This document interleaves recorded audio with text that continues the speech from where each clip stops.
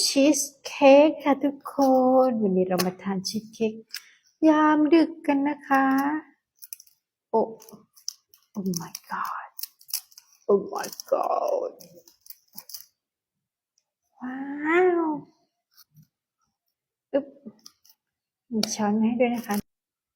โอ้เรามาทานชีสเค้กกันนะคะอืมอร่อยมากเนื้อเนียนนุ่มละลายในปากเลยอืมอืมไม่ต้องเคี้ยวเลยนะคะทุกคนเนื้อเนียนละลายในปากมากอร่อยนี่ค่ะเป็นชีสเค้กของเซเว่นนะคะหาซื้อได้ที่เซเว่นทุกสาขานะคะกินก้านอู้